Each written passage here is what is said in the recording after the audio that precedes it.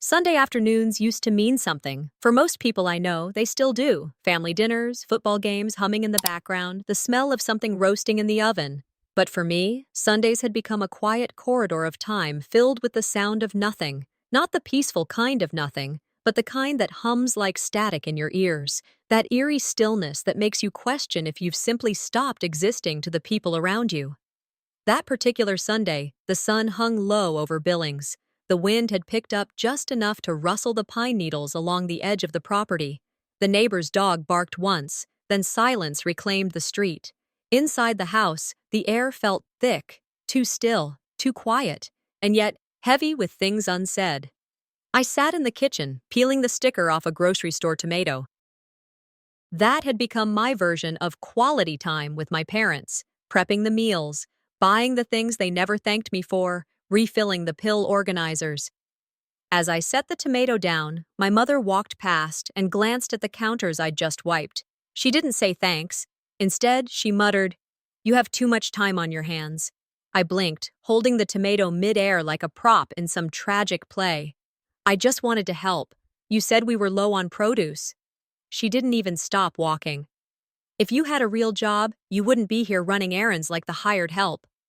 I didn't respond. I didn't have the energy for it, and in this house, silence was always safer than engaging. That was the unspoken rule: say less, serve more. My brother had left at 23, married into a family that vacationed in Aspen and drove Teslas. My sister married a banker and had twin boys by 30. They sent photos, Christmas cards, the occasional birthday text. I stayed. I stayed because Dad's blood pressure scared Mom. I stayed because someone had to notice the stack of unopened mail and the weird noise the fridge made every 2 hours. Now I was 34, unmarried, working full-time as an admin at the regional medical center. A job with benefits, a retirement plan, and yet every time I brought it up, my mother would scoff. "Office girl," she once introduced me as to a friend of hers from church. I wasn't sure if she meant it as insult or indifference. Either way, it stung. Late that afternoon, I went through the household budget. It had become my job by default. Dad stopped keeping up with it years ago. As I flipped through the receipts, my eyes landed on a manila envelope labeled funeral. It was Grandpa Thomas's. He'd passed last winter and left enough for a modest service and small donations to local charities. He had always been deliberate, even in death. I opened the envelope. Several documents were missing. I quietly found Dad in the garage. He was sorting screws like always. "Did you take something out of the funeral fund?" I asked, holding up the now light envelope. He didn't look up. "Why?" "Just, things are missing. I noticed withdrawals on the account tied to it." His hands stopped moving. "You don't need to dig into things you don't understand." My heart thudded. "I thought we were keeping that money untouched. For the church, remember?" He turned to me then. "And I thought you were just helping out, not conducting an audit." I didn't say another word. Just turned, walked back inside, and set the envelope back where I found it. That was the pattern. Ask, get burned, retreat. Even when I meant well. That evening, I found myself cleaning the guest bathroom. It was therapeutic, I guess. Mindless work with a visible reward. I was scrubbing the sink when a memory hit me. Thanksgiving 3 years ago. I had baked pies from scratch while my mother raved to guests about the store-bought rolls my sister had brought. That moment had stayed with me, not because I wanted praise, but because it confirmed something. I was the background. There were expectations in this house. They weren't written down, but they might as well have been etched in stone. My job was to keep peace, fix things, and never, under any circumstances, expect appreciation.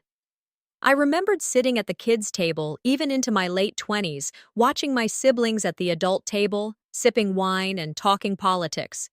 Dad once said, "Alifair's fine down there. She likes being with the little ones." I hadn't said anything, just smiled and swallowed my resentment like gravy. Looking back, I see it clearly now. Dad was the final voice in any matter. Mom? She controlled through comments, comparisons, and cold glances. I was taught that questioning them was disrespect. "Honor thy father and mother," she'd say when I brought up needing space or fairness. It wasn't about love, It was about control. That night, I sat in the living room trying to explain my job to them. We were watching a show about hospital systems, and I mentioned we had to restructure part of the intake system at work. I led the project. Dad didn't even glance up. Sounds like you're just doing the same thing over and over. Mom chimed in, sipping her tea. Honey, don't exaggerate. You answer phones and schedule things. That's important, but let's not pretend it's CEO-level work. I opened my mouth to respond, but then Mom added, Besides, you don't need to stress yourself out. You're still living here after all. You've got stability. I bit the inside of my cheek. Across the street, the neighbors' Christmas lights were still up. I wished I was over there talking about anything but myself. As I helped clear the dishes, our neighbor Cheryl dropped by with leftovers from a community potluck. Still staying in the guest room, huh?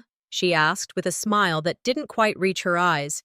Your mom's lucky to have you around. I smiled, hollow and polite. She sure is. Later that night, in the quiet of my room, I wrote a letter to my father. It was his birthday next week, and I thought maybe a note could build a bridge where words had always failed. I kept it simple. Thanked him for the things he had taught me, for fixing my bike when I was 10, for always waking up early to scrape the ice off my windshield before school. I folded it carefully and placed it inside a small envelope, along with a gift card to his favorite hardware store. The next morning, I left it on his desk beside his stack of old mechanic catalogs. Days passed. The letter stayed exactly where I left it, unopened. Eventually, it got buried under a pile of coupons and junk mail. I watched it disappear inch by inch, like my efforts always did. That was the moment I knew. Even my words weren't worth their time. The letter was still there, same spot on his desk, buried now under a half-folded magazine and a flyer for discount tires. The envelope had lost its crisp edges. A small coffee ring kissed the corner. The handwriting, mine, stared back at me with a kind of desperation I could now barely look at. It wasn't just ignored, it had been dismissed, smothered under the weight of everything else deemed more important. Next to it, the gift card lay untouched. I'd chosen that hardware store because I remembered him once saying it was where he could wander for hours. It sat unopened, like my effort had expired the moment it was offered. I whispered to no one. That's when I knew. I was background noise in a house I never left. I hadn't always felt invisible. There was a time when I believed that writing to him would mean something. That maybe words, if carefully chosen and respectfully framed, could get through the silence that had grown thicker with every year. I wrote that birthday letter 5 times, one draft in my car, another after midnight, 2 that I tossed in the trash because they sounded too bitter or too fake. It wasn't just a birthday card. It was a quiet plea, a chance to be acknowledged not just for what I did, but for who I was trying to be. I told him thank you for things he might not remember, fixing my bike brakes the night before I biked to my first job interview, for yelling at the guy who dented my car and tried to lie about it. I told him I missed hearing his approval, even in small things. I placed it on his desk next to his wrench set, the one with the missing ratchet he still cursed about. That was strategic. I wanted him to stumble on it naturally, to feel like it was part of his day. Instead, he walked past it for 5 days straight without acknowledgement. I once read a quote from Elie Wiesel that stuck with me. The opposite of love isn't hate. It's indifference. That line echoed in my head every time I passed his desk after. I wasn't unloved. I was unseen, overlooked with precision. I tried to shake the thought as I made my way into the living room and slumped onto the couch, hoping for a mindless distraction. My phone buzzed. A message from Kelly Morton, a classmate I hadn't spoken to since high school.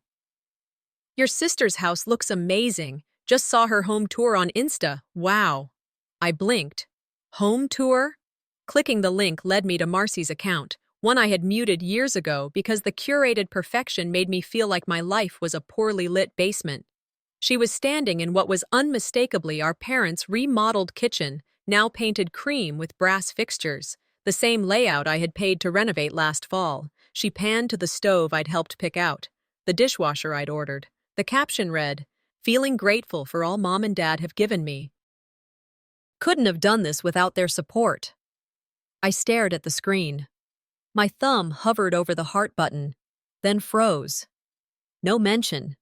Not even a thank you to my sister buried in the tags. Just her, basking in likes, giving a virtual tour of a place I funded while she posed like the heir to something she hadn't touched. I didn't cry. That part of me was dry now. I just felt hollow. An echo chamber of familiar patterns.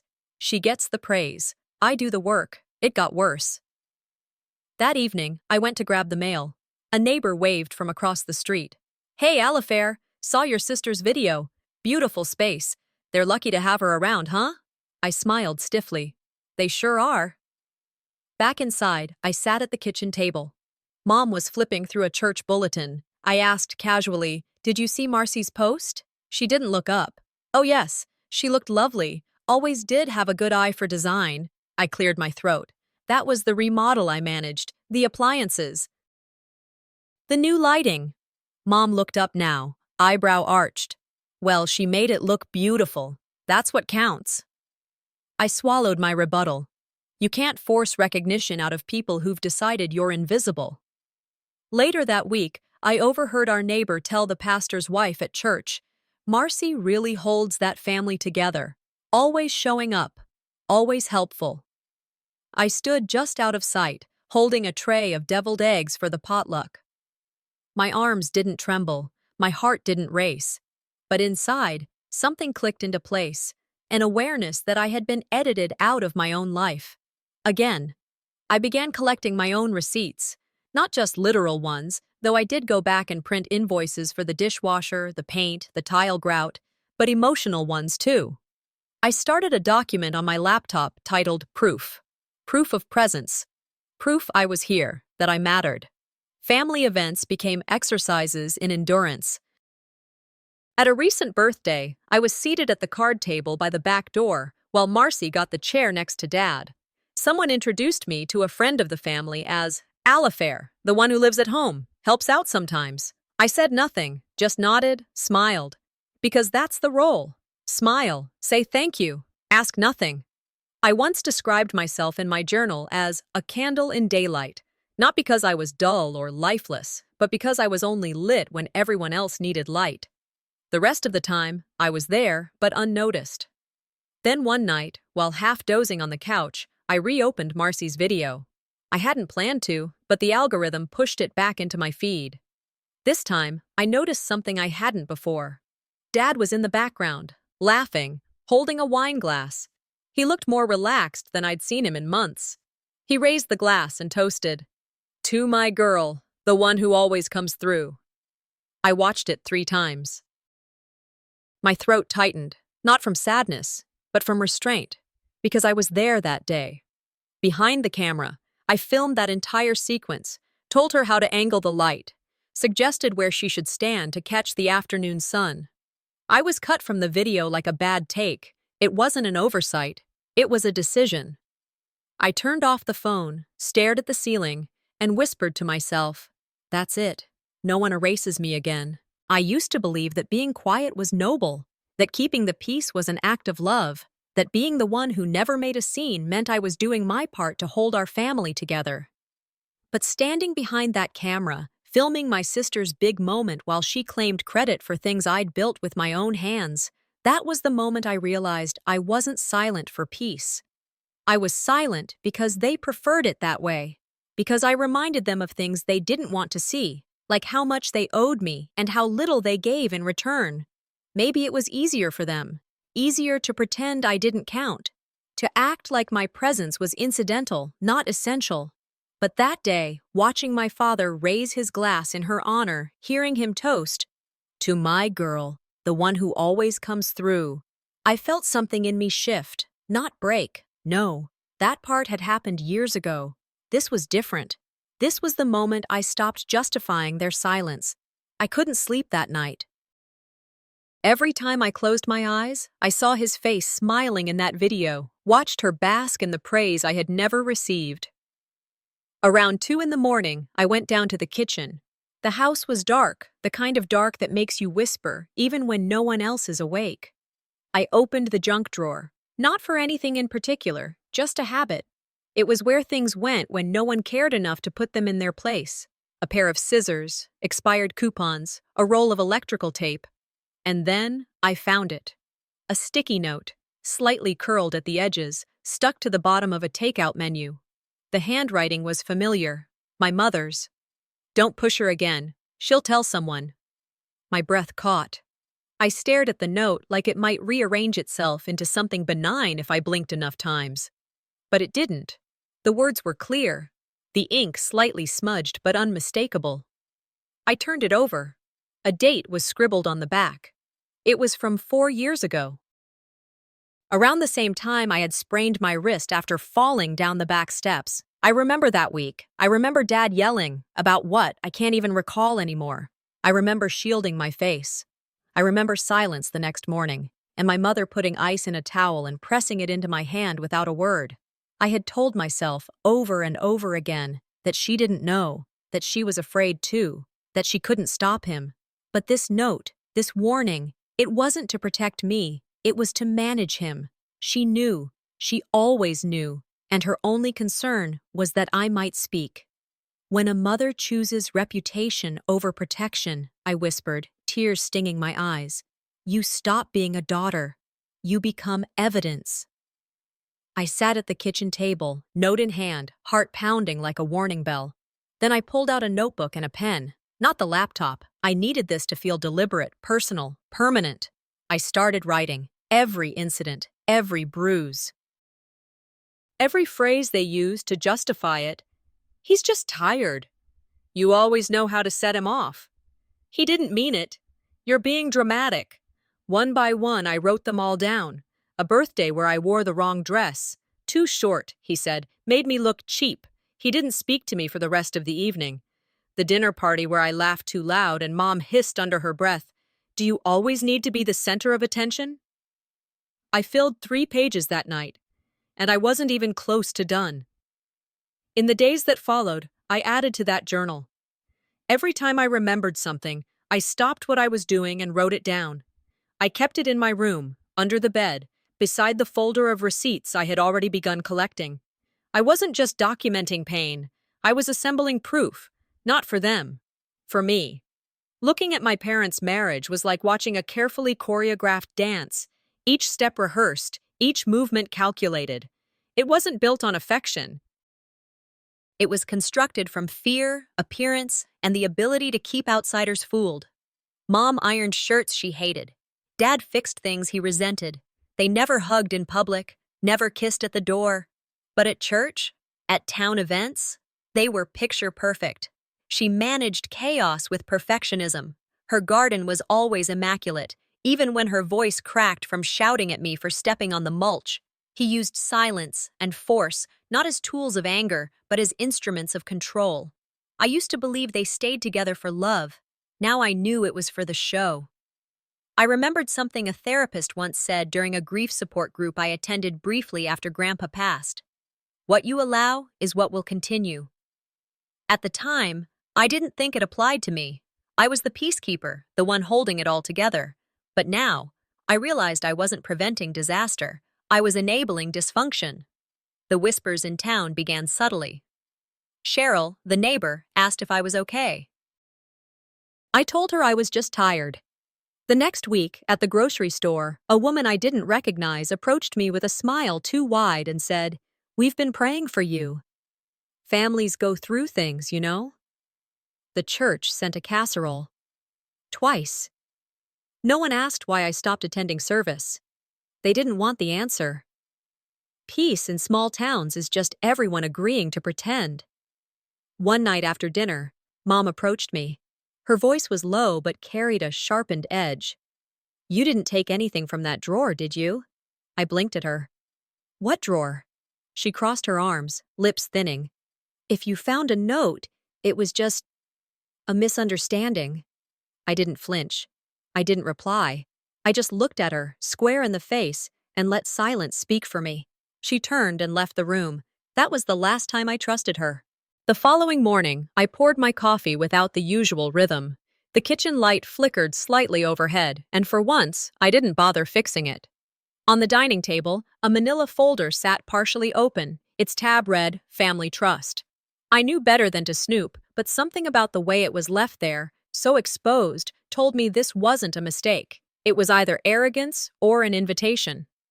I sat down, pulled the folder toward me, and flipped through the pages. My hands moved faster than my brain at first. Routine, practiced. But then, I stopped. My name wasn't there. Not on the property forms, not on the beneficiary list, not even in the notes. It wasn't that I'd been removed. I had been erased entirely, like I never mattered enough to be included in the first place. A slow thrum built in my chest, one that traveled through my arms and made the edges of the pages shake in my fingers. They didn't just silence me, they redacted me. Before I could process further, I heard her voice from the kitchen. "Don't snoop, Alifair." I turned my head toward the doorway. She wasn't even looking at me, just rinsing a plate like nothing had happened, like everything was normal, like I hadn't just found proof that my place in this family was conditional. I stood slowly and took the folder with me. Later that evening, I waited until she'd finished her evening tea before walking into the living room. The TV was humming some syndicated drama Dad always watched. I stepped between them and the screen. "When did you take me off the house deed?" She didn't look up immediately. Dad didn't look at all. "We didn't think you'd want to stay here forever," she replied, folding her hands neatly in her lap. "That's not an answer," I said, voice tight. "You took my name off legal documents, the house I've paid to maintain, the one I've sunk savings into." Dad flipped the channel. "Why didn't anyone tell me?" Her mouth flattened. "It was a practical decision. You didn't think I deserved to know?" "We talked about it," she said, gesturing to my father, who remained mute. "And frankly, it's not like you've contributed significantly." I felt that sentence like a slap across the face. I remodeled the kitchen. I paid for the roof, the foundation repairs, the pest control, the new garage door. Should I go on? She sighed, exasperated. "We let you do that so you'd feel useful." Those words stopped me cold. So I'd feel useful, not because I was helping, not because it mattered, but because they assumed I needed something to justify my presence. "You rebranded everything I've done as a favor to myself?" I asked, my voice barely rising above a whisper. "You're being dramatic," she said, standing up. "We all contribute in different ways." I didn't wait for the next dig. I walked out, my hands balled into fists, heat rising up my neck. Once in my room, I slammed the door, not out of anger, but to keep something in me from spilling out where they could trample on it. I walked straight to my filing cabinet, the one they didn't know I kept. I pulled open the drawer labeled Medical and reached for a folder titled Mom, ER 2021. Inside, neatly paper-clipped together, were copies of every invoice from the emergency room. The scans, the overnight hospital stay, the follow-up visits, the prescriptions. Over $12,000, all paid for from my account. No insurance, no help. I remembered that night clearly, waiting alone in the plastic chair, the smell of antiseptic and cold chicken broth filling the room, holding her bag while she lay unconscious. I'd made soup every night for a week after she came home, took off work to drive her to checkups, never once asked for anything in return. I gathered the folder, walked to the kitchen, and dropped it on the table with a dull thud. She looked up. "You said I never did anything," I said, pointing to the paperwork. "Then tell me who paid for this." She scanned the first page without touching it, then looked at me like I'd interrupted her morning crossword. "You're making this bigger than it is," she said finally. "That's what family does. We take care of each other." "No," I replied. "That's what I did. You deleted me and kept the benefit." She didn't answer. I returned to my room and sat on the bed, arms crossed tight. There's a special kind of ache that comes not from betrayal, but from the confirmation that your worst fears were true all along. They didn't just overlook me. They used me, then discarded the evidence. When I was a child, love in this house was a moving target. You got praise when you matched their narrative. If you smiled on cue, brought good grades, dressed the way they liked, you were a favorite. But when you stepped out of line, expressed discomfort, dared to disagree, the warmth vanished. Every holiday was a performance. The tree had to look a certain way. The meal had to be plated properly. Hugs were rehearsed. Laughter was manufactured. I remember once, as a teenager, getting scolded for not wearing makeup to Christmas dinner. "You'll ruin the family photo," Mom had hissed. I never felt celebrated, just tolerated. And I began to understand that love here wasn't something you received. It was something you earned, conditional, performative. Love shouldn't be a performance. Brené Brown said that. And it hit me harder than any sermon I'd heard at our church. Because in this house, everything was a test, even affection. A few days later, I had lunch with Valmai at a small cafe just off Main. She listened as I laid out the events, finding the folder, confronting my parents, the ER bills. She didn't flinch.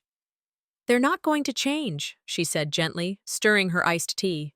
"I know," I admitted, "but I wasn't trying to change them. I just wanted them to admit what they did." She was quiet for a beat. Then she reached into her purse and slid a business card across the table. "Family law, quiet, discreet, no upfront retainer." I stared at it for a moment before slipping it into my wallet. Not because I'd made a decision, but because for the first time, I realized I had options. That evening, I was putting away dishes when I spotted something on the kitchen counter. A red pen. Not just any red pen. The one Mom always used to correct church bulletins, her signature tool for rearranging other people's words. I looked again at the copy of the deed still sitting on the printer. I hadn't shredded it yet, hadn't decided what to do with it. There, under the typed name that wasn't mine, I saw it. My name, once printed in black ink, now crossed out in red. By hand, before the new version was printed.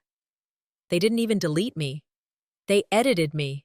I walked past the kitchen with the folder clutched tight to my chest. Inside were copies of the deed, the receipts, the unpaid thanks. I had locked it for a reason. It wasn't just paperwork. It was the only tangible proof that I had ever shown up for this family. In that house, silence had always been the currency of peace, but mine had run out. I watched them through the doorway as they set the table. Roast beef, green beans, cornbread. The usual performance. The clink of silverware, the way my mother straightened the napkins like camera angles. I'd seen this scene 100 times before. The only thing missing was the applause. They wanted me quiet, I thought, but I was writing in bold now. I sat at the table as if it were just another Sunday dinner, just another show. My father carved the roast like he hadn't erased me from the deed. My mother passed roles like she hadn't minimized every sacrifice I'd made.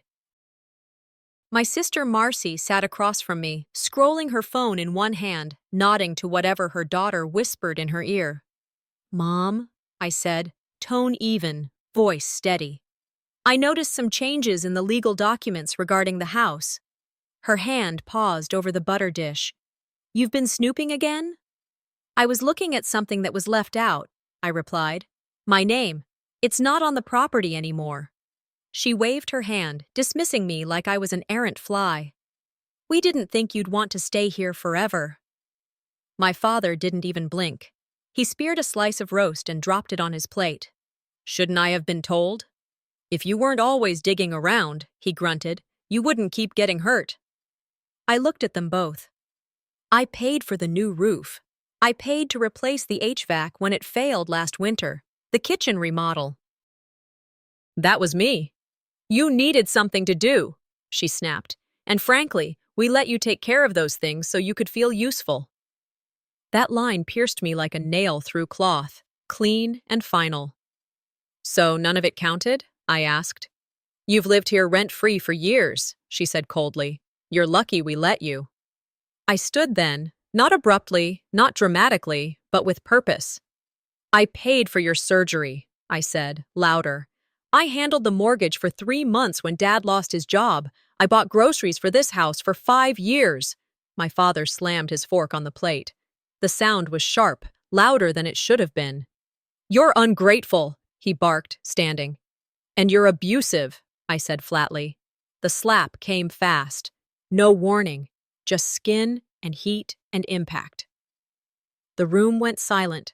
My cheek throbbed, not from the pain, but from the disbelief that they still thought they could get away with it.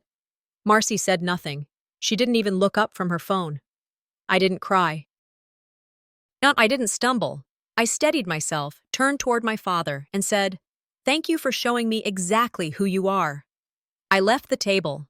In my room, I moved methodically, grabbing the small suitcase from under the bed, packing only what I needed: documents, toiletries, 2 changes of clothes. I was folding my last shirt when I heard a soft knock on the door. I turned, expecting confrontation, maybe even some hollow attempt at reconciliation. But it wasn't my mother. It was Marcy's daughter. She crept in quietly, eyes wide. "Aunt Alifair?" "Yes, baby?" She fidgeted, looking at the floor. "Grandma says you make everything worse. That's why she doesn't like you here." I froze. Not in anger, just stunned by how casually the poison had trickled down. "She says you're always picking fights," she continued, still staring at her toes, "and that you mess things up." "She said that?" I asked softly. She nodded. "But I don't think you're mean." I knelt down. "Do you think I'm sad?" She considered.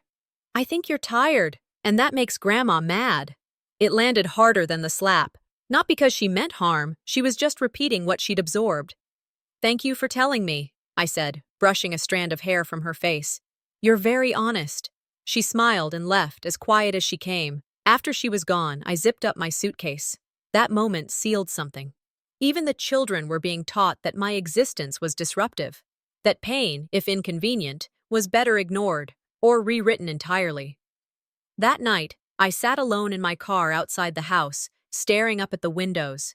It wasn't grief that clenched my stomach. It was finality.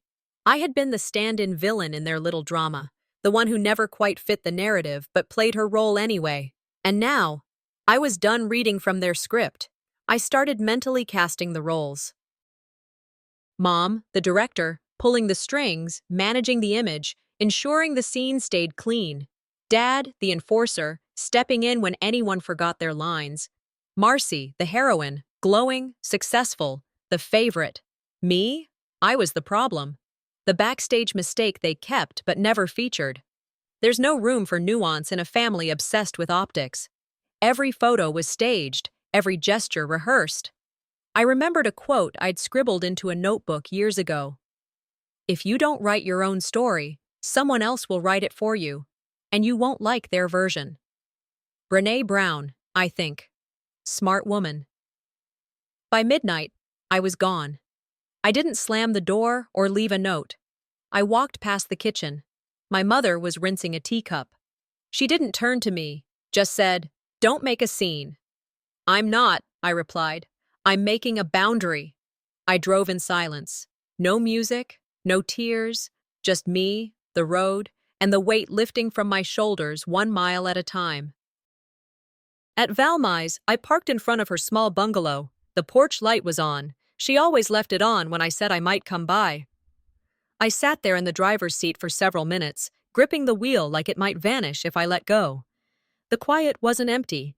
It was full of something I hadn't felt in a long time. Ownership. Not of a house or a room or even a name on a deed, but of myself. Inside, I placed my bag by the door, slipped off my shoes, and curled onto the couch. The TV hummed low from the back room. Valmai didn't come out. She didn't need to. That night, I typed a long message to my mother. I didn't hold back. I said everything I had swallowed for years. This didn't have to end like this, but maybe it always would have. I hovered over the send button, then I hit delete and blocked her number. They wrote the first act of my life. I'm writing the rest. I woke up on Valmai's couch with a pain so sharp I thought I'd been stabbed. It took me a full minute to realize it was just my ribs protesting the simple act of breathing. Every movement sent a ripple of heat across my side, and even the soft cushion beneath me felt like concrete. The room was dim, the blinds pulled halfway, and the only sound was the hum of the refrigerator in the adjoining kitchen. My body ached, but not as much as my loyalty. They didn't just bruise my skin, they fractured the last thread I'd been clinging to. I had walked out of that house thinking the worst was behind me. Turns out, the silence that followed was a different kind of violence. I checked my phone. No messages, no missed calls, nothing. Not from my mother, not from my sister, not even from my father. And that, more than anything, told me exactly what role I had played all along. The night before came back in snapshots. The sting of the slap, the roar of blood in my ears. The silence around the table, my niece blinking wide-eyed, the way I had stood my ground, not as a daughter begging for understanding, but as a woman reclaiming her place. But what haunted me more was what came after. The moment I turned my back, he kicked me. It wasn't just a stumble or a shove. It was calculated, it was cruel, and it was hard. I remember the feeling of my body folding in on itself, the air knocked from my lungs, the metallic tang of blood in my mouth. I remember the way I couldn't speak, not because I was afraid, but because I literally couldn't breathe. And no one moved, not my mother, not my sister, no one rushed to help, no one even flinched. I crawled out of that house, not metaphorically, literally, one hand, then the other, dragging my suitcase behind me like a broken limb. Each breath felt like a hot knife slicing through my chest. I remember the porch light flickering. I remember the gravel cutting into my palms.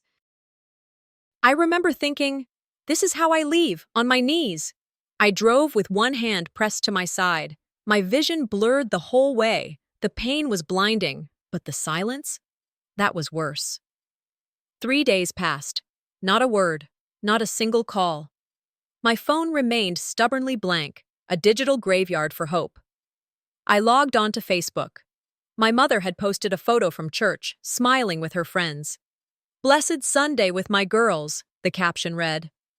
My father was tagged at the local diner, laughing with an old hunting buddy. My disappearance hadn't caused panic. It had created peace. They weren't grieving. They were relieved. At night, I dreamed of crawling, over and over, always toward a door that wouldn't open, always reaching for something just out of frame. Valmai found me on the third morning, hunched over in the kitchen, holding my ribs like they were glass. "We're going to the hospital," she said firmly. No argument, no discussion. At the ER, the nurse took one look at me and called in a physician immediately. The X-rays showed 2 fractures. I nodded like I already knew, because I did. The nurse returned with a clipboard and a question. "Do you feel safe at home?" I stared at her for a long moment. And then, for the first time in my life, I said, "No." The floodgates opened. I told the doctor about the years of emotional abuse, about the patterns, the slaps, the yelling, the silence that followed every time, the bruises that didn't show, the shame I felt saying it was overwhelming, but the relief? It was bigger. Later that day, back at Valmai's, I pulled out a notebook and began writing. Not for catharsis, but for record, dates, incidents, comments, physical symptoms, photos of receipts. Every time I'd paid for something, medicine, groceries, repairs, I cataloged it all. This wasn't just violence. It was a pattern dressed in family portraits. I built a file, digitally, then printed. I labeled folders: medical, financial, emotional, property, social. I researched financial abuse laws in Montana. I learned about family law. I looked up therapists that specialized in narcissistic parent dynamics. I wasn't plotting revenge. I was preparing for preservation. Justice, I realized, isn't about making them hurt. It's about making me whole. That night, Valmai left me a voice message while she was working the night shift at the clinic. I played it twice. "You're not doing this alone anymore. We got you. I got you." I smiled for the first time in days. At midnight, my phone buzzed. Mom lit up the screen. I watched it ring. The vibration echoed in the silence like a mosquito I refused to swat. I didn't answer. I let it buzz once, twice, then fade. She didn't leave a message. I turned the phone screen down on the coffee table, leaned back, and whispered, "You don't get to break me and then act like nothing happened." It rang at noon, a time when normal people make lunch plans, not power moves. The screen lit up with the word "Mom," and for a moment, I just stared at it. My thumb hovered over the green icon, not out of hesitation but calculation. I already knew it wasn't going to be a check-in. No one waits 3 weeks to say, "How are you?" if they actually care. I picked up. "Did you forget the money this month?" No greeting, no acknowledgement of silence or violence, just a direct line to what mattered to her. There was a pause, but not long enough for me to answer.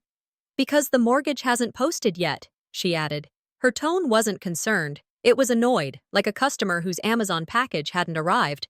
"I'm sorry, what?" "The payment. You've been covering it, right?" I leaned against the kitchen counter at Valmai's place, my free hand gripping the edge of the tile like I might fall off the planet if I didn't hold something steady. "You're calling?" I said slowly. "Because a bank alert popped up on your phone?" Her voice didn't change. "It's not about that, Alifair. It's about responsibility. You're part of this family."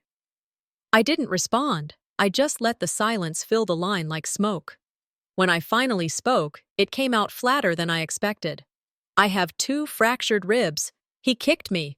I crawled out of the house, and not one of you said a damn thing." She sighed, annoyed. "You always dramatize things." "Dramatize?" I said, voice rising.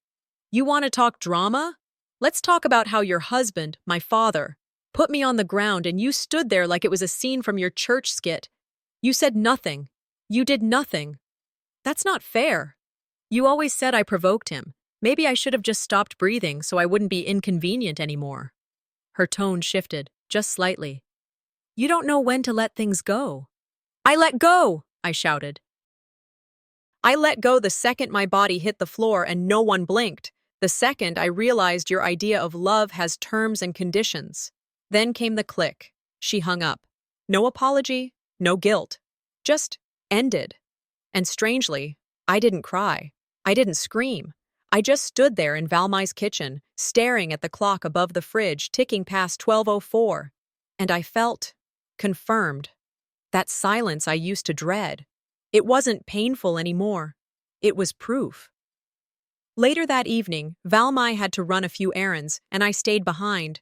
I made tea, stood by the window. That's when I saw her. Mrs. Reese, the neighbor from our old church. She walked past the house, then doubled back and knocked gently on the door. "Alifair?" she said softly when I answered. "May I come in for a moment?" She looked nervous, clutching her handbag like a shield. "I won't stay long, I stepped aside. She sat on the edge of the couch like she wasn't sure if it would hold her. "I saw you that night," she said, voice shaking, "crawling across the lawn. I saw it." I froze. She wiped her hands on a napkin. I didn't know what to do. "Your father? He scares people, Alifair. Always has." I nodded.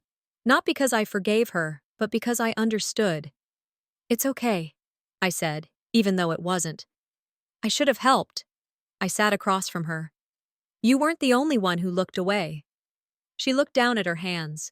I told myself it wasn't my place, but I keep thinking about it. "You're here now," I said. "I'm not asking you to excuse it," she whispered. "I just wanted you to know. I saw. And I'm sorry." That night, I wrote down something in my journal. Evil doesn't need permission. It just needs enough people willing to stay silent. Sunday came. Out of habit more than faith, I went to church. I kept to the back, my presence quiet, but present. Heads turned. Whispers buzzed. After the service, as I gathered my things, a woman from the congregation approached me. She smiled too tightly. "I hope you're not spreading drama. Families go through things." It wasn't a question. It was a warning. I gave her the same flat smile I'd practiced since high school. "I'm not spreading anything," I said. "I'm just telling the truth." The next week, I didn't go back. I realized then that the town wasn't neutral. It didn't protect people. It protected reputations. My pain wasn't just inconvenient, it was offensive. It disrupted the image they wanted to preserve. I walked out of that church and didn't look back. Valmai and I sat on her back porch later that day. The sun was beginning to set and the breeze was gentle.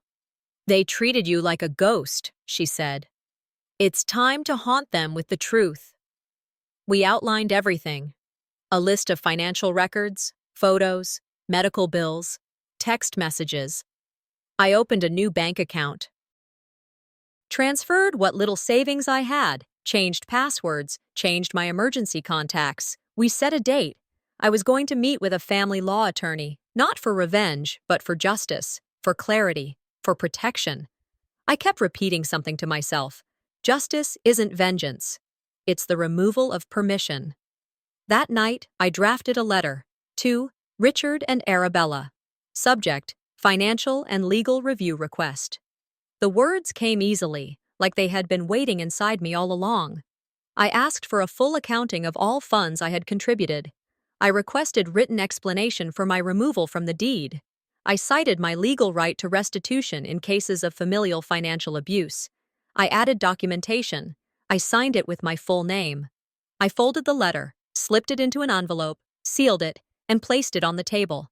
But I didn't mail it. I sat staring at it for a long time. My hand hovered over it like I could feel the weight of generations on my fingers. You can't threaten people who've already thrown you away, but you can make sure they never forget what they lost. I woke up to a message, not from them, of course, but from the lawyer Valmai had suggested weeks ago. His reply was brief, precise. Let's schedule a time to meet.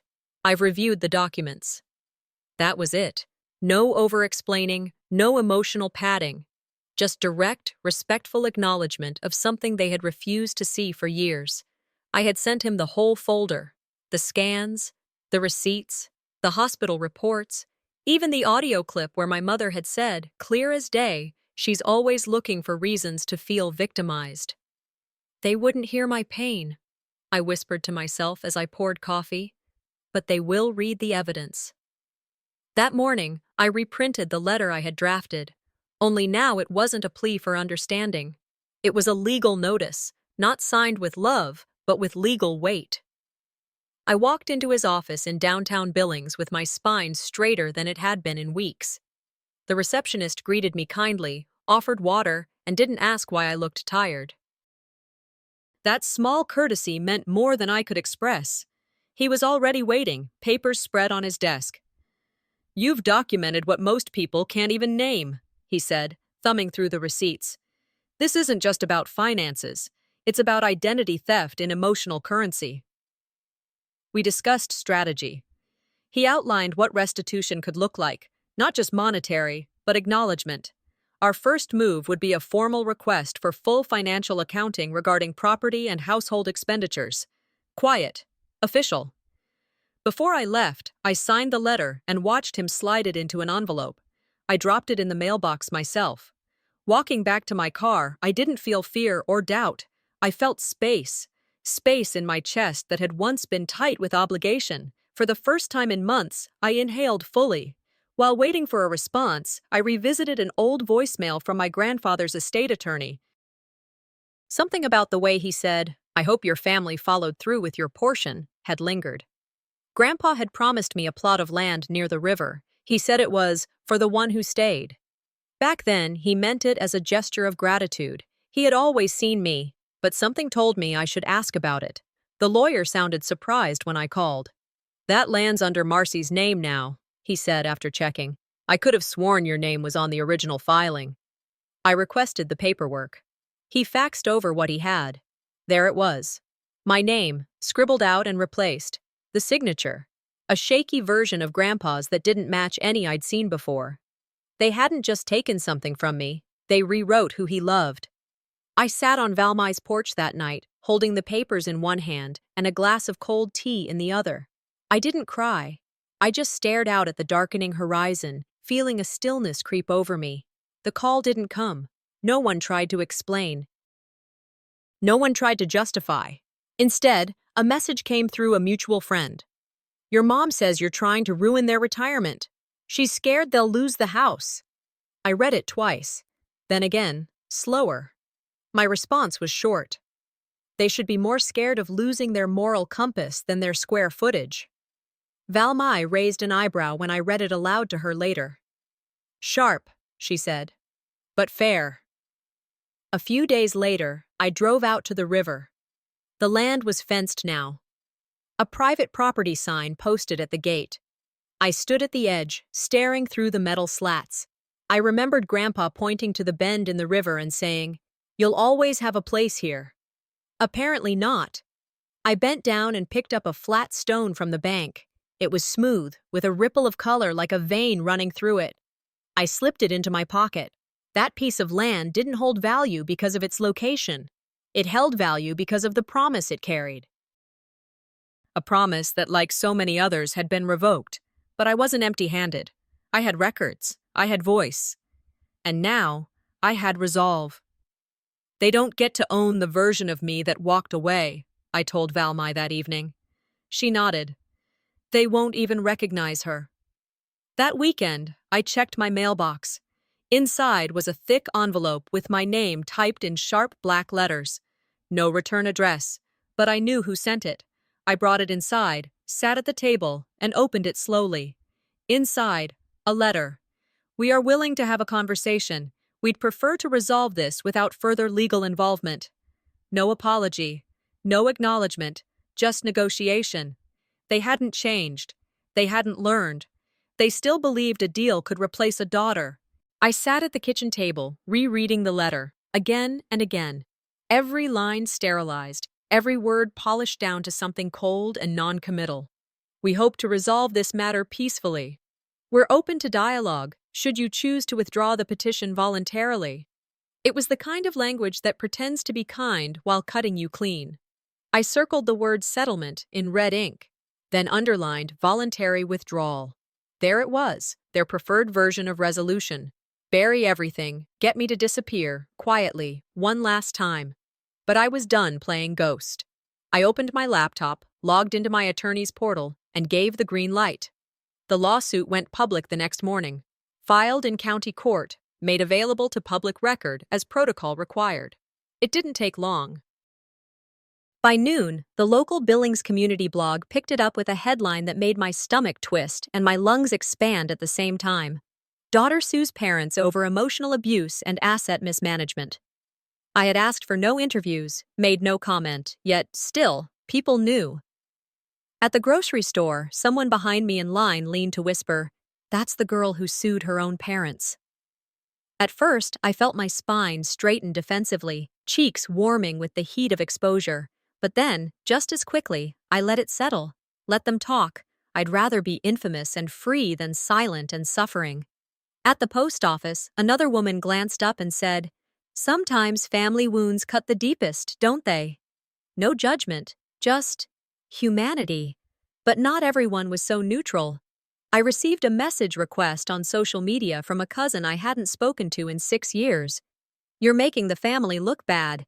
I replied, "They did that to themselves. I'm just done cleaning up their mess." It wasn't the only time I had to defend my right to tell the truth, but the one that gutted me the most came from a completely different direction.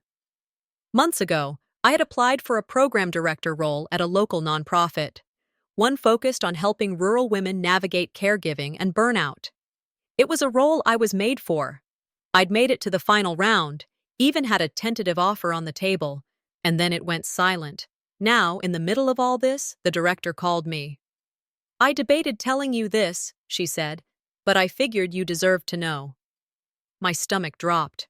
"Your mother called, said she was your reference, left a message on the office line saying she was concerned about your emotional stability, that you'd been through some things and weren't quite yourself lately." I didn't speak. I couldn't. "She framed it like concern," the woman continued. "But it read more like sabotage," I managed to croak. "She wasn't listed as a reference. That's why I thought you should know." After we hung up, I sat on the floor for a long time, not crying, not cursing, just stunned. She didn't just want to silence me. She wanted to discredit me, undermine me. She didn't just try to erase me. She tried to bury me. I shared this with Valmai and my attorney the next day. Neither was surprised. "She never used her hands," I said, "but she knew how to land a blow just the same." We moved quickly, updated court records, prepared for testimony. We added the forged documents, the medical records, the message transcriptions. The case wasn't just moving forward, it was gaining momentum, and with it, so was the scrutiny. The family, my family, was under a microscope now. My mother, in her desperation, sent one last message. "You're destroying this family." My reply was simple. "You destroyed it the day you chose silence over safety." Sometimes peace is just permission for quiet harm. I began organizing everything, pain into proof. Every time she minimized, every time he glared and I shrank, every word that felt like a punch, even though no one touched me. Financial manipulation, verbal abuse, gaslighting, strategic shaming. I lined it up in a timeline, cross-referenced receipts with events, tied emotional reactions to property changes, journal entries aligned with house repairs. It was all there, if anyone dared to look. There's nothing more dangerous than someone who pretends to love you while erasing who you are. And now people were looking. The media took notice, quietly at first. A regional outlet focusing on family systems and rural abuse reached out to my lawyer. They asked if I'd be willing to provide a statement, a voice. I stared at the email for hours.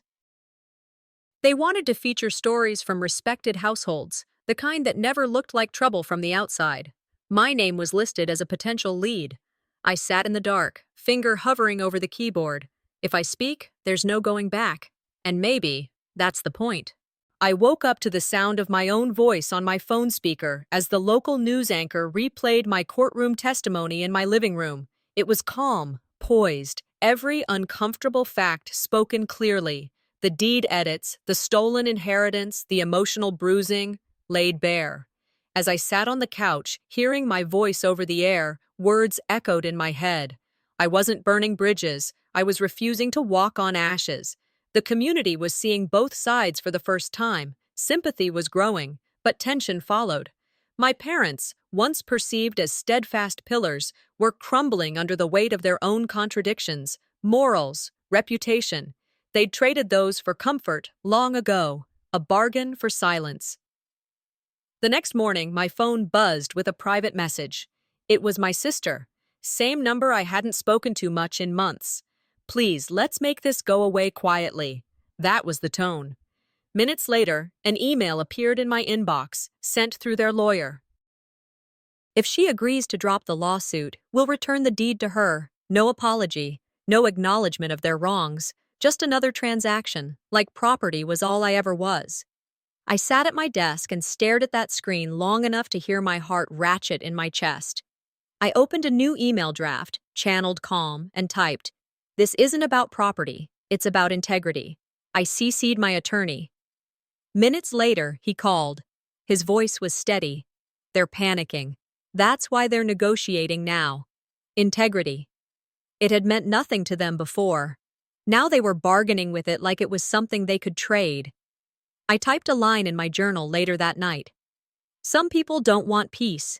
They want silence dressed up as reconciliation. Because for them, peace had always been denial, but made official. Uncovering my father's pattern discovery documents arrived next. I sifted through them carefully. Every invoice, every note, every court record. Then I found it, a lawsuit file from my dad's former employer. It detailed a workplace altercation years ago. He had been sued for violence, an attempt at restraining order, a closed file, hush money. Quietly settled. I stared at that paper and whispered, "How long have you been paying people to forget?" Then I realized, my mother had known. Protecting the family meant protecting his reputation, not protecting me. When I finally said no, they reacted the same way they always did. Silence first, then strategy. I closed the folder and inhaled deeply. History did not excuse it. Public consequences. Begin within a week, changes began. Our local church removed them from hosting the family events they'd been part of for decades. Gossip circlings turned from hushed to pointed. People who had smiled and nodded at them before now kept their distance. Allies turned uncertain. Neighbors cast sideways glances. I didn't post. I didn't celebrate. My social media went quiet, not because I was ashamed, but because I was focused on justice. At work, my supervisor approached cautiously. "Take all the time you need." The days spent navigating legal hearings were paid. All I felt was clean. I scrolled through my journal and wrote, "You don't need to take revenge when someone's truth is heavy enough to bury themselves. Because their collapse wasn't my doing, it was their actions in play. Justice feels like breathing." One afternoon, I walked to the old neighborhood where my parents' house stood. A for sale sign now hung crooked in front of the house. I didn't mind the sign in shadow. The house didn't hold any good memories worth reclaiming, not anymore. A mother and daughter played catch on the lawn next door. Sunlight dripped off the ball as it flew between them. I smiled, not sadly, but with the clear warmth of someone who has let go. I texted Valmai. "You protect peace by refusing to shrink for people who weaponized your care." Her reply, "You're winning, not in court, in life. Because sometimes the real victory isn't in forcing someone to see, it's in learning you don't have to stay where they don't want you." The final letter. A few evenings later, I received a certified envelope. It looked old-fashioned, serious. I opened it on my porch where the night air was soft. Inside was a handwritten note from my mother, postmarked the day after the church removal. I read the final line again. "You've made your point, but was it worth it?" I folded it, walked to my fire pit in the backyard, placed the note on the coals, and lit it. Flames curled around the words, and smoke carried away their last attempt to guilt me. That night, I whispered into the darkness, "It's finally not about what they think. It's about what I needed." I closed the chapter on them, not with bitterness, but with the kind of peace that comes when you choose yourself. I sat on my apartment balcony just after dawn, journal resting on my lap. The first light draped over the pages, gentle and golden, and I breathed it in, eyes resting on my handwriting. I paused, looking not at what I'd lost, but what I'd reclaimed. I wasn't homesick. I was soul-sick. And now I feel whole. I hadn't heard from them in over 2 weeks. No calls, no messages. And for the first time in a long time, that silence didn't hurt. It felt freeing. Early independence, self-preservation, clarity. I closed my journal and watched the city awaken. Birds called. Distant traffic hummed. And I thought about the boxes in Valmai's garage, my childhood, literal and emotional, boxed up in cardboard. I closed my eyes. This time, distance wasn't rejection. It was refuge. I carried a box over to my coffee table that evening. Inside were dusty frames, old letters, and reminders of who I once was, or rather, who I was allowed to be. My fingers trailed over a framed photo from my college graduation. Me in cap and gown, mortarboard tilted, diploma in hand, beaming. It was one of the few good moments. Except this wasn't the original. My mother had posted it on Facebook proudly, but the version she shared had me cropped out. I stared, disoriented. How do you feel when you're erased from the moments people once celebrated? I found the original underneath, retrieved from a box of old prints, my proud, imperfect self right in the center. They didn't just choose not to show up, they erased me from the memory. I held both pictures side by side, heart skipping. They wanted to display the success they liked, not the daughter they made. I set the cropped frame carefully to the side, tossed it into the recycling bin without hesitation. Then I placed the original back into a new frame and set it on my mantle, exactly where it belonged. No more shrinking to fit their narrative. I closed my eyes and whispered into the quiet, "I don't need you to see me anymore. I'm seeing me." That night, I wrote a letter, one I didn't send. I began, "You'll never have to worry about me embarrassing you again. I've stepped out of your frame." I stopped, folded it, put it in a drawer. I didn't send it because I didn't need anything from them. Not forgiveness, not closure. I only needed to choose peace on my own terms. Moving forward didn't require reconciliation. It required detachment. A week later, everything under my desk changed, my reflection, even. At work, I handled the budget crisis with clear-headed confidence. No panic, no hiding. My supervisor came by. "Great work steering that," she said, then offered me the chance to lead a regional project next quarter. I blinked. Her words settled over me. I thought I'd never be trusted again, after everything. Now here was someone entrusting me with something big. I updated my wardrobe. Nothing flashy, just small touches that reflected who I was becoming. Structured tops, purposeful colors, shoes that felt steady under my feet. When I laughed in the break room, my friends stopped and looked and told me how good it sounded. I realized I was laughing without checking if I was allowed. One evening, a neighbor knocked on my door. She said she was hosting a community potluck and hoped I'd come. No expectations, no commentary, just connection. I said yes, and I felt my world expand just a little into life, not obligation. Sunday came around. I drove to Valmai's for a casual lunch. To my surprise, her table held others, women who had also broken family patterns and lived through invisibility. We sat in a circle with sandwiches and laughter. We shared stories, quiet triumphs, frayed relationships, the law, healing. I realized, family isn't who's in the photo, it's who sees you. I looked at them and I believed it. After lunch, I started an online group, a place for invisible daughters, a place for shared strength. I posted, "For those whose family erased them, here's a space that sees you." It felt purposeful, neither codependent nor performative. Safe, honest. That night, I went to sleep feeling less like the ghost I used to be, and more like the person who rebuilt herself brick by brick. At 2:13 a.m., my phone buzzed. I saw a missed call from my father. My chest twisted. I opened voicemail. His voice sounded different, hoarse, unsure. "I don't know where we went wrong, but your mother. She's not well." Silence. Then, "She keeps calling your name." I sat still, thumb hovering. Do I delete this? Do I call back? I didn't know. I felt torn. I rewound, listened again. No accusation, no demand, just a worn voice with regret. I sat with that feeling deep into the night. The voicemail played again, quiet and rasping, my father's voice straining in the late-night static. "I don't know where we went wrong, but your mother. She's not well." Then silence. "She keeps calling your name." I sat on the edge of my bed, phone resting in my palm like it weighed 100 pounds. Part of me wanted to believe there was remorse, maybe regret. But a larger part remembered what came before, how apologies in my family were often traps shaped like invitations. I whispered to the air, "I'm not afraid of going back. I'm afraid of forgetting why I left." This time, I wouldn't step toward closure. This time, I'd stay planted in resolution. The next morning, I dressed deliberately. Slacks, blouse, clean lines, practical armor. I walked into my bank branch and requested to close and remove my name from the last of the joint accounts. A clean break, legally and financially.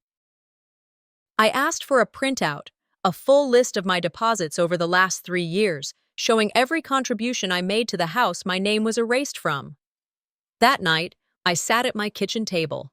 I pulled out the photo of my bruised ribs from the ER, printed copies of the mortgage receipts, and wrote a short note. "You were right. I don't belong in that house, but I did pay for it." I sealed everything into an envelope. I mailed it to their new rented address, certified return requested. As I left the post office, sunlight spilled across the concrete. It wasn't warm or soft, it was honest. My steps felt unchained, not just financially free, emotionally untethered. A week later, a cousin I barely knew called me. "Your mom's been going around saying you cursed the family." I laughed, not out of cruelty, but clarity. That was always the story, wasn't it? I was the storm they pretended came out of nowhere, never the ignored forecast. A day later, I received an email invitation from a small radio show to speak on financial abuse within families. The host had read the public filing from my civil case and wanted to hear more. I hesitated. But then I thought of the envelope I mailed, the cropped photo, the bruise. "Yes," I replied. "Let's talk." After the interview aired, my inbox filled. Strangers wrote, "I thought I was alone." A retired woman in Nevada, a young man in Georgia, a single mom in Minnesota. My story was no longer mine alone, it was collective. A chorus of survivors finally speaking in harmony. Someone once said survivors aren't bitter, they're just finally loud. 2 Sundays later, my parents returned to church. According to Valmai's neighbor, They sat quietly in the second pew, waiting, maybe for absolution or a hand on the shoulder. Instead, Pastor Don's sermon was titled, Reflect, Don't Reframe. They didn't stay for coffee hour. Meanwhile, I launched a digital resource hub, DaughterUnseen.org. It had guides, articles, links to trauma-informed attorneys, and a video, This is Why I Left. I didn't name names, but the truth needed no help speaking for itself. The video reached 12,000 views in 3 days. I didn't feel vindictive. I felt relieved. That was my power. Transparency without retaliation. They couldn't control that. They couldn't crop me out anymore. Another voicemail came in 3 days later. This time, it wasn't guilt-tinged or whispered. It was transactional. Alifair. Can we meet? Just for coffee? I didn't let it finish. I deleted it. I opened my email, contacted my attorney, and sent a final notice. No further contact allowed unless through legal counsel. No more door cracks. No more half forgiveness. Closure wasn't a conversation. It was the absence of need. I breathed deeply. No weight in my chest, no expectation twisting behind my ribs. I finally felt still. 2 weeks passed. One day, after a webinar where I spoke as a guest expert on trauma boundaries, I stood in front of the mirror in my new home's bathroom. Same eyes, stronger spine. My reflection looked different now, not just older, but steadier. I turned off the bathroom light, walked to the window, and looked out over the town I once feared would never see me clearly. They still whisper about me in that town, but for the first time, I'm not listening.